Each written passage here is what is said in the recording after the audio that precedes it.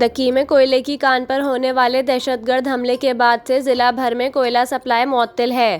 Labour ایسوسی ایشن کے مطابق عدم تحفظ کے باعث 40,000 سے زائد مزدور آبائی علاقوں کو چلے گئے ہیں۔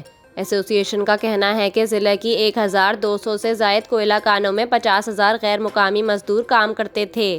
روزانہ 150 تک ٹرک سندھ، پنجاب اور دیگر شہروں کو کوئلہ سپلائی کرتے تھے۔ لیبر ایسوسی ایشن کا کہنا ہے کہ کوئلہ سپلائی معطل ہونے سے ملک میں صنعتی پیداوار بھی متاثر ہے۔ ایسوسی ایشن کے مطابق بلوچستان میں کوئلہ ذخائر کا حجم 25 کروڑ ٹن سے زائد ہے، جہاں کوئلے کی 2,600 کانوں میں 80,000 مزدور کام کرتے ہیں۔ لیبر ایسوسی ایشن کا کہنا ہے کہ بلوچستان حکومت نے دکی حملے میں جاں بحق مزدوروں کے لواحقین کو 15 لاکھ روپے دینے کا اعلان کیا تھا۔ دکی میں ہونے والے دہشت گرد حملے میں جاں بحق 21 افراد کو تاحال معاوضہ نہیں ملا۔ جاں بحق ہونے والوں میں 6 کا تعلق افغانستان سے ہے۔